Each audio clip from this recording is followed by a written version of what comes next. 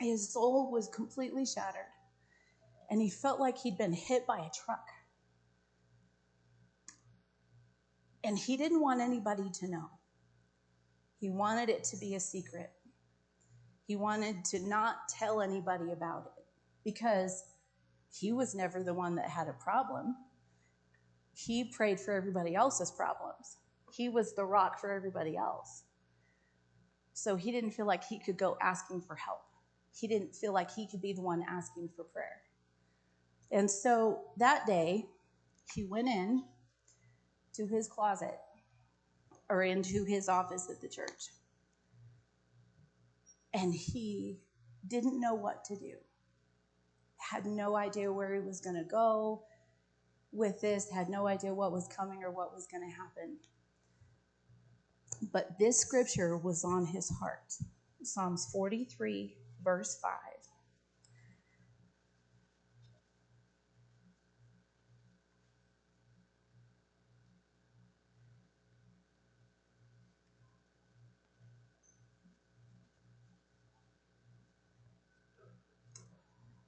Why are you in despair, O my soul? And why are you restless and disturbed within me?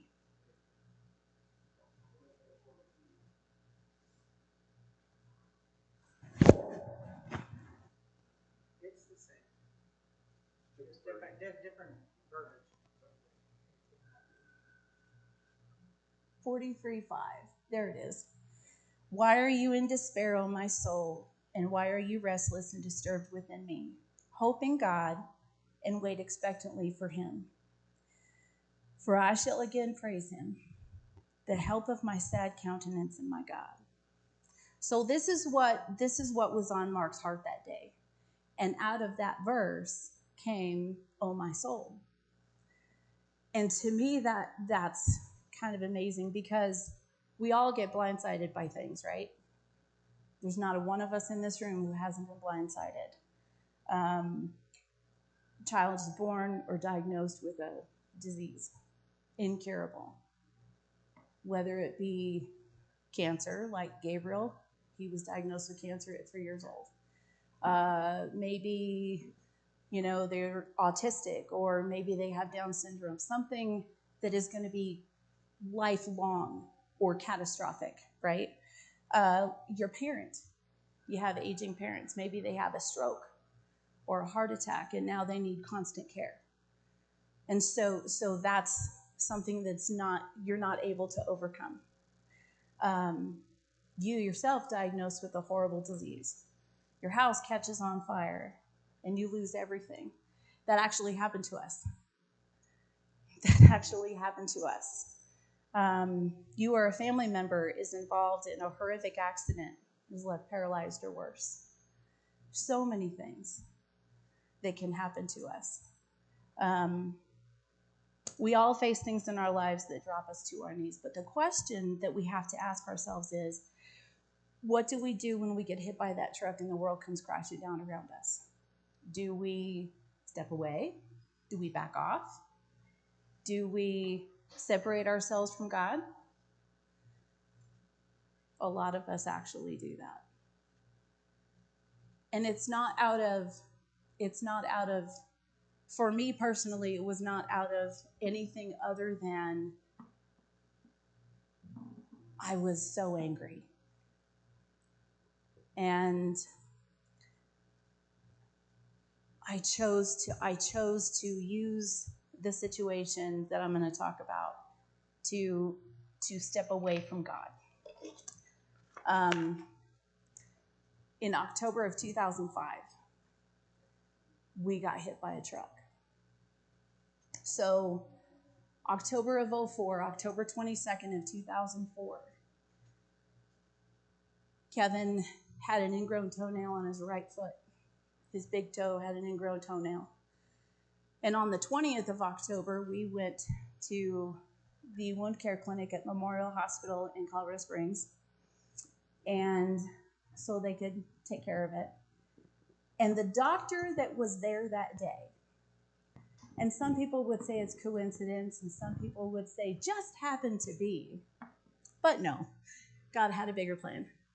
The doctor that was there that day, Bruce Masser, Dr. Bruce, was the best vascular surgeon in the state. And he just happened to be working at the wound care clinic that day.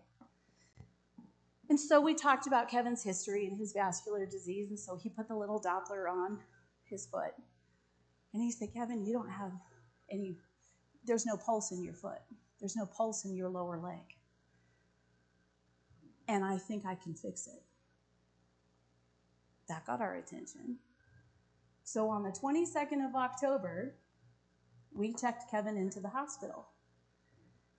And they did a femoral bypass. He had an incision that went from his groin all the way down his leg, crossed over his foot, and attached at his pinky toe. He had a 36-inch incision on a 32-inch inseam leg because it went over his foot and up into the groin. And it was terrifying. It was an absolutely terrifying year. Katerina can attest to that. So 9 months of that year he spent in the hospital. 6 months of that was in ICU in a chemically induced coma. He had a total of 14 surgeries from October of 2004 to October of 2005, all of them with the exception of his gallbladder being removed. All those other surgeries were related to trying to keep that bypass artery working and open. They left the incision open so they could assess the artery, and that's why he was in a chemically induced coma for those 6 months. He kept trying to die on us. And in the meantime, we've got 4 kids at home. And so I'm at the hospital day and night, with the exception of the hour that they do their shift change. So at 7 a.m. and 7 p.m., I would go home and I would spend breakfast and dinner with the kids. And our nephew Jason, most of you know Jason. Our nephew Jason was living in Colorado Springs at the time, and he'd be in the hospital, and then he'd come home for a couple of days, and the artery would fail again. So we go back to the hospital. Quite often this would happen in the middle of the night. And I would wake up Katerina and Solomon and tell them, hey, we're going back to the hospital. Bethany and Kagan would wake up in the morning and go, oh, Jason's here. Dad's in the hospital again. And Jason would just show up. Jason basically lived at our house for that year because I was at the hospital with Kevin. And it was tough. But I spent that entire year completely, fully trusting and believing that God was going to heal him. The artery was going to work. Everything was going to be fine. God was going to save his leg. And we were going to go on about our merry little lives. But God had a different plan.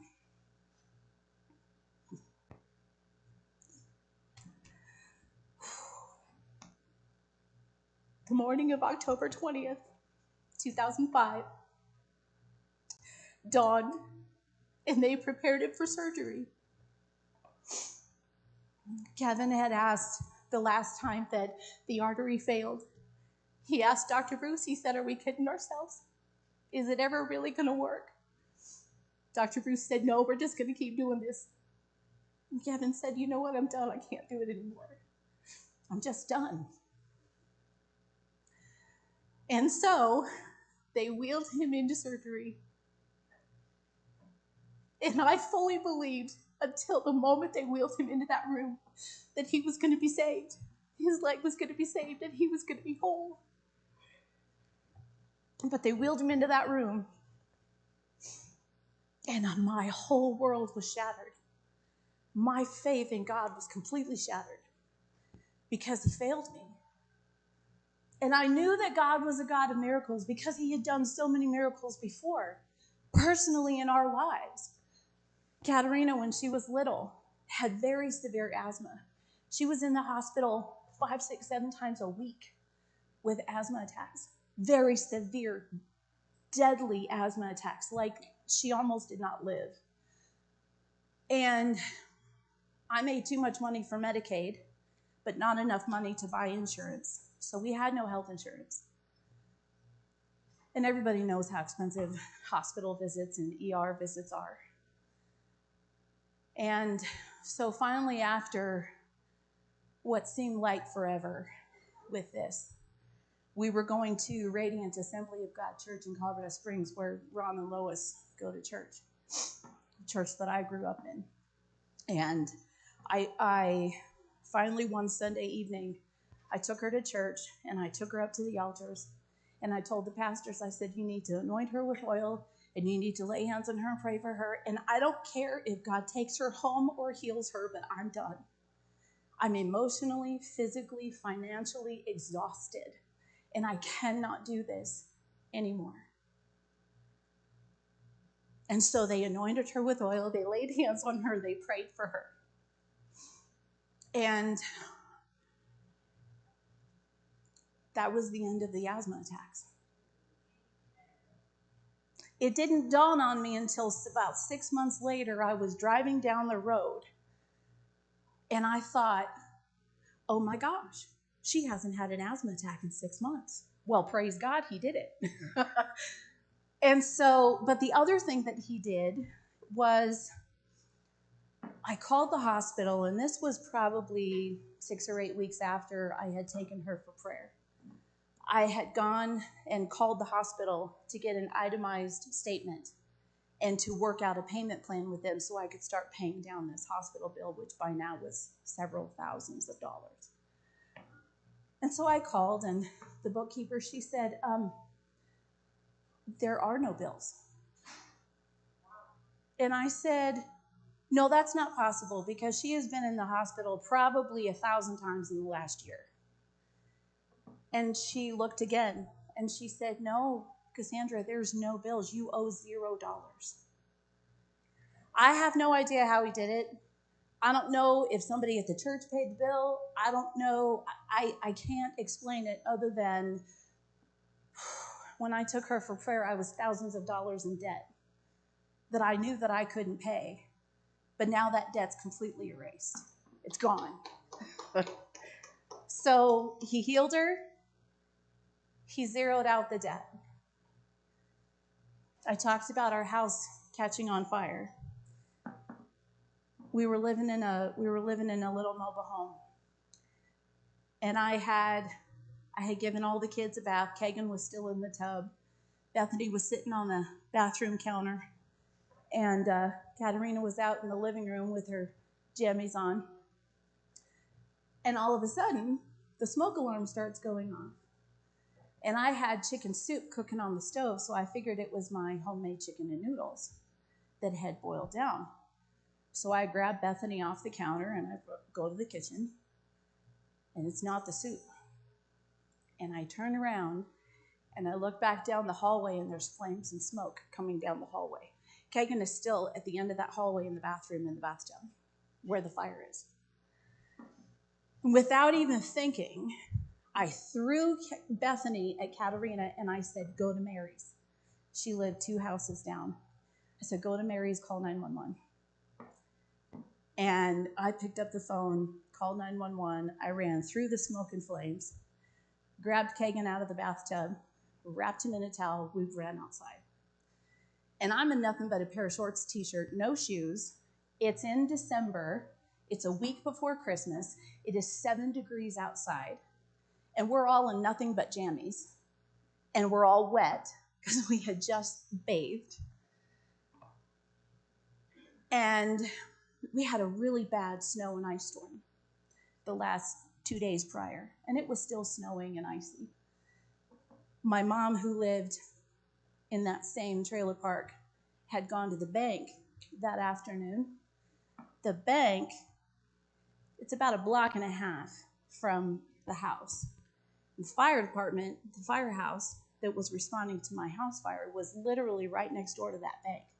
It took my mom 3 hours to get to the bank because the roads were so bad. But that fire department, they were there in the blink of an eye before you knew it.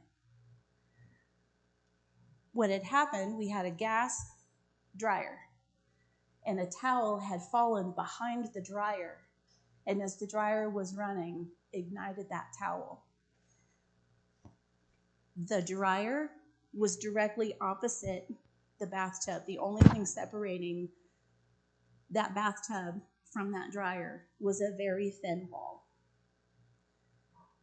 But Kagan was completely unharmed.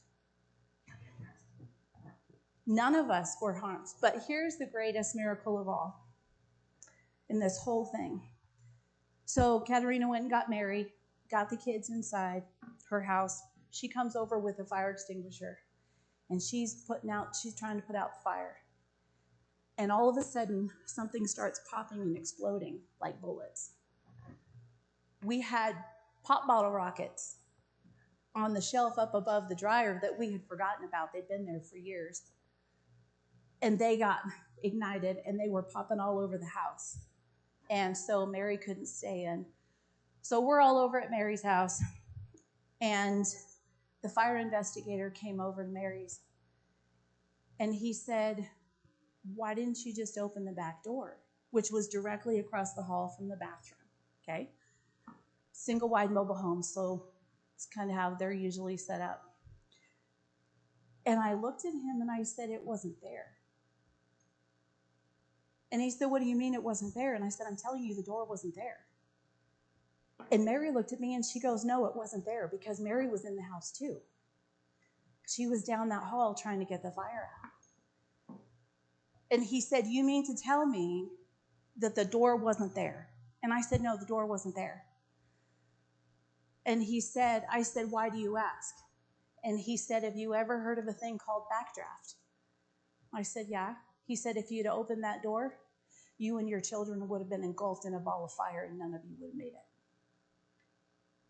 God covered the door so that I wouldn't open it, so that Mary wouldn't open it.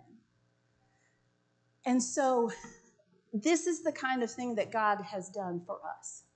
So I knew the day they wheeled him into surgery, I knew that God could do it. But for whatever reason, he chose not to. And I didn't understand why, but all I knew at that moment was that I was so angry. If God had been standing in front of me, I'd have probably punched it in the face because I was that mad. I wanted to physically hurt him because he was taking Kevin's leg. And it was so hard. It was so hard. My faith was completely destroyed. In the midst of that year, between 04 and 05, our church had abandoned us. We were going to this little teeny tiny church. There's only a few people. And we decided we needed a vacation. So we had another friend who was a preacher, and we were going to go visit his church. And the pastor and his wife came over to the house, and she said, we want the keys to the church back. And I said, why? And she said, well, if you're leaving, you don't need keys. And I was devastated. So in the midst of all this other stuff going on, not only is he fighting for his life, we're trying to raise 4 kids, we have no idea what the future holds, our church just abandons us. And so all of these things culminated October 20th of 2005. And I said, God, I don't know what you're doing, and I don't know where you are, but I can't do this. And I'm done. And so the months following that were very, very, very, very dark.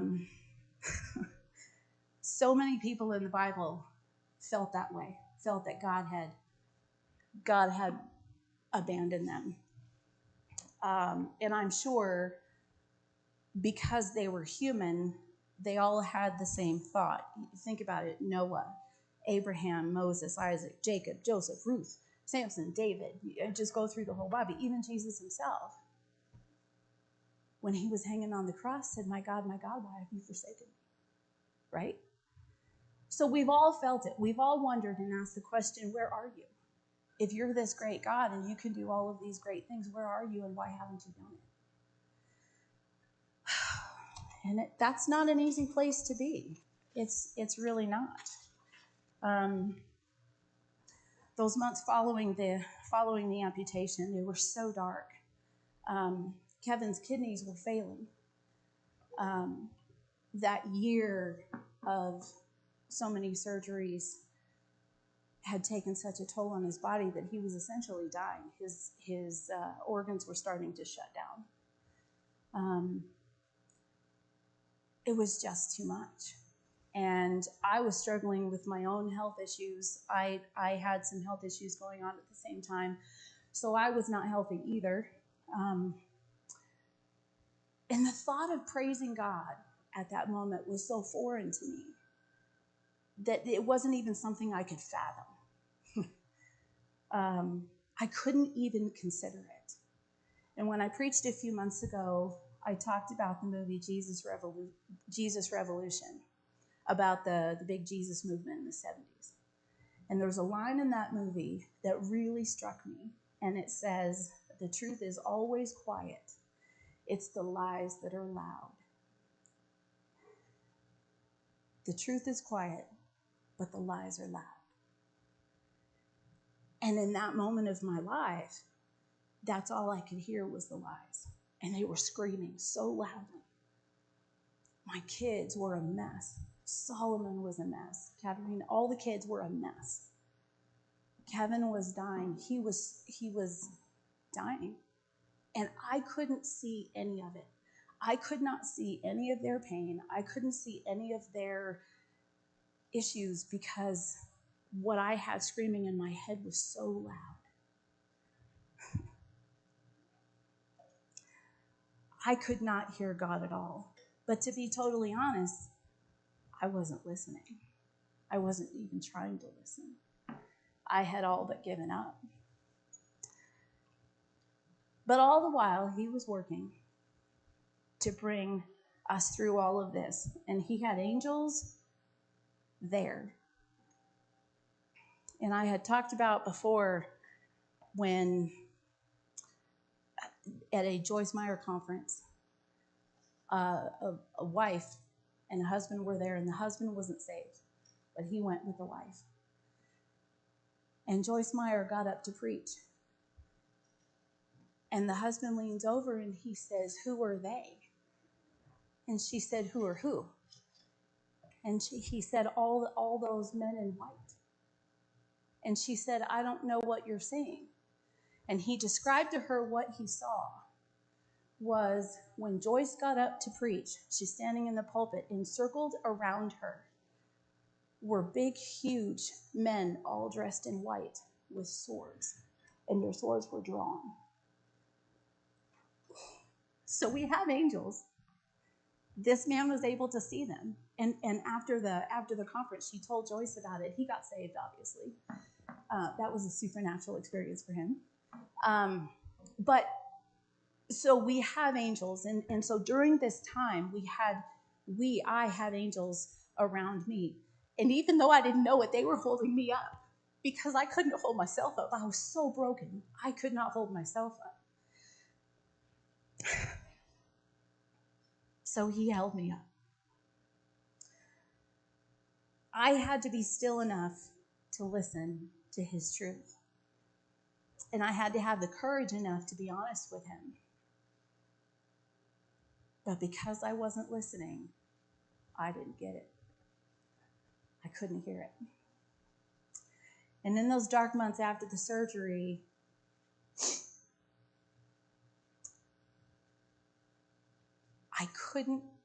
I couldn't even stand to be in a room with myself, much less anybody else want to be around me.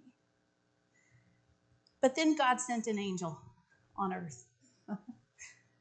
So by this time, it's 3 or 4 months after the surgery, and the last surgery, the amputation.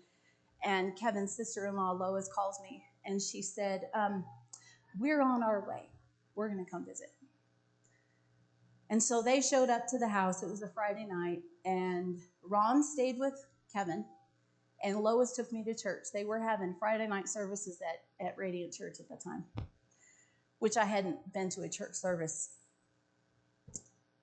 By this time, it had been over a year since I had stepped foot inside a church, because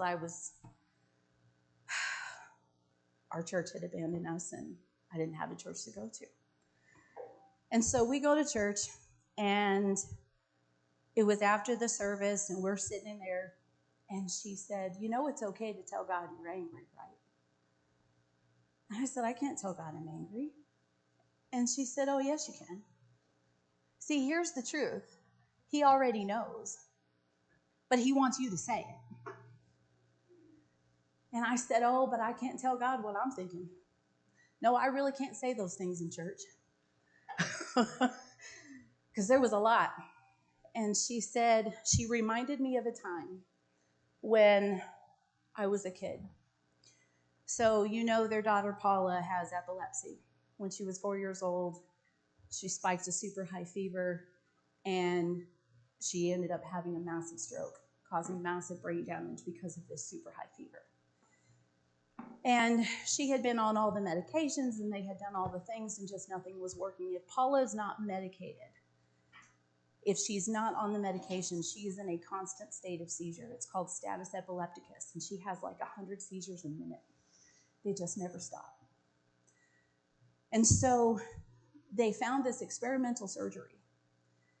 And so they take out a second mortgage on their home because insurance won't cover it. And they go to Texas, and they do this experimental surgery where they remove the damaged parts of her brain, all the scar tissue out of her brain. And this was their last-ditch hope, their last-ditch effort and hope that they were going to be able to cure Paula's seizures. And it didn't work. She's still having all the seizures, still going through all the things. And I remembered, when Lois told me this, I remembered very vividly. There was a Sunday evening at the church, and it was a prayer service. And I remember Pastor Steiger was sitting with Ron, and his wife Loretta, who was the choir director, was sitting with Lois. And Ron and Lois were just weeping and broken and bawling and crying. Now, these are people, when I was growing up, I wanted their family. I prayed to God that they could be my family because they were rock solid. Nothing ever shook their faith. Nothing ever made them question God. But when Paula's brain surgery didn't work, they questioned it. It shook their faith, and they got angry. And Pastor and Loretta told them it's okay to tell God you're angry. And until you say it, until you get it out of your mouth, you're going to sit in it. And he can't do anything with it until you open your mouth and you tell him. And I said, okay. And so right there that night, I said, okay, God, you really want to know what I think? This is what I think. And I told him everything. Probably things that are not supposed to be said in church. Assuredly, things are not supposed to be said in church, but there they were, out in the open. And as soon as that came out of my mouth, tears, just like when they sat with Pastor and Loretta, and they allowed themselves to be fully broken before God, and everybody in that church knew that they were broken. And now Lois and the people at Radiant, and of course, I grew up in this church, so most of them I knew. And so now everybody knows that Cassandra's broken, but I finally was able to say it out loud to God. And in that moment, everything began to change. All the anger, all the fear, all the resentment, all the hatred, all the bitterness, all of the negative things that had been sitting inside of me and just eating away at me were finally dissipating. And the screaming stopped. All the voices in my head, the lies, the screaming of the lies, they stopped. And I discovered that he hadn't left us at all. I had walked away from him. Not physically But emotionally, I had walked away from my family. I had totally pulled myself away from everybody that was close to me because I was just so hurt and so angry. But at that moment, at that very moment that I finally let it out, the healing began. And I don't mean Kevin's healing, but I mean my healing. My soul started to heal. What was on the inside of me started to heal, and my faith was restored. I grew up in church. I knew the truth. I knew it the whole time, but I chose to push it away.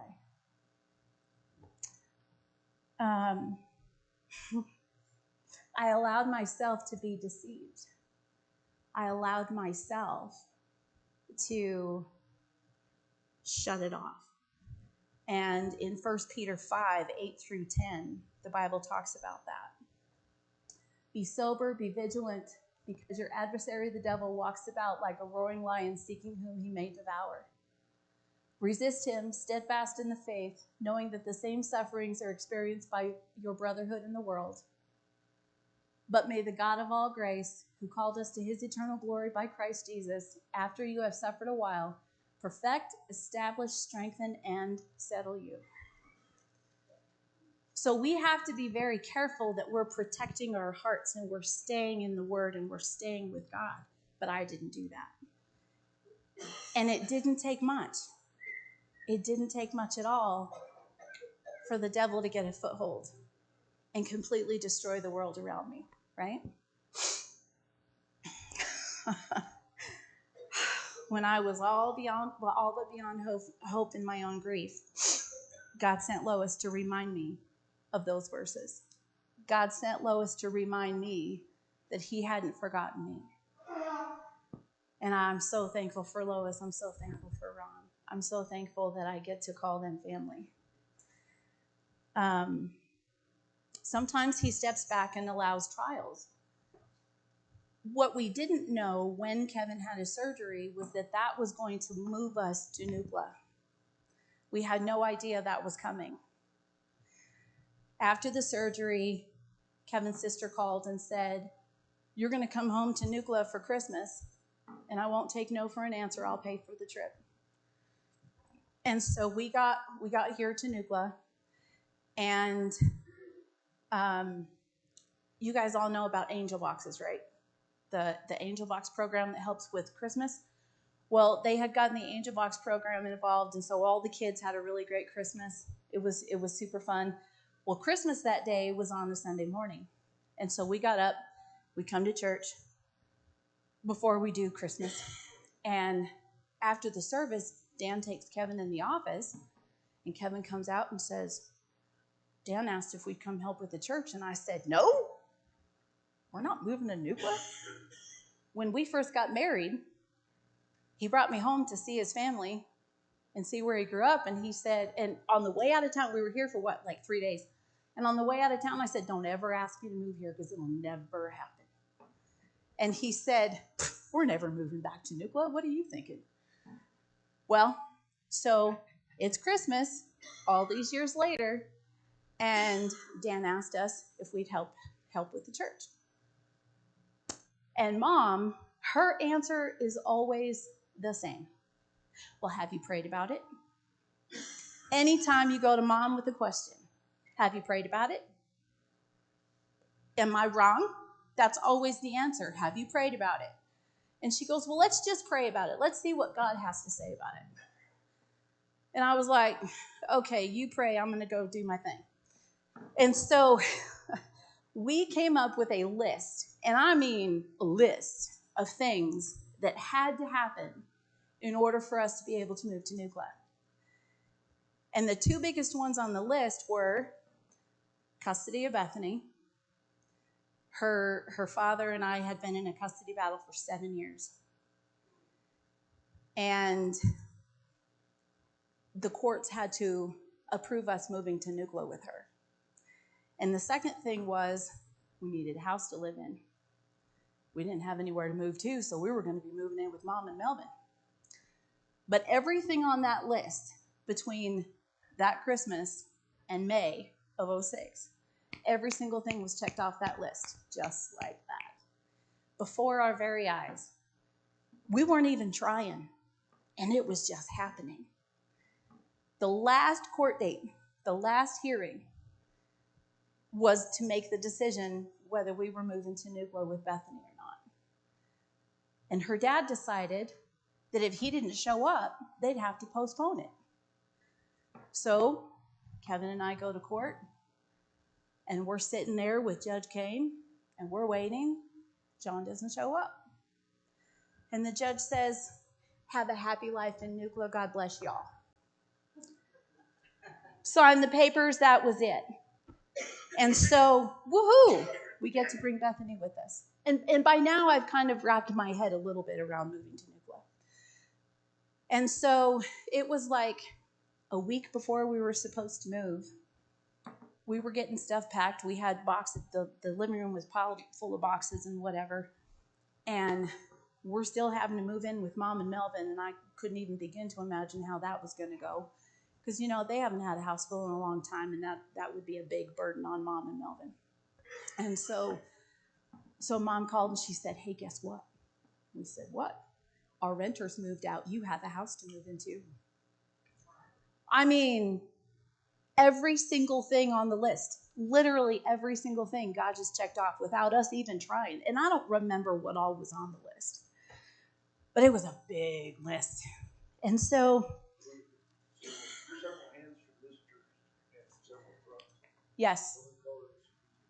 Yeah, so Pastor Dan and Danny, I don't know, Taryn, if you came and helped or not, but a whole bunch of the guys from this church got together with trucks and trailers. They drove all the way to Colorado Springs, packed up our entire house, drove all the way back to Nuclear.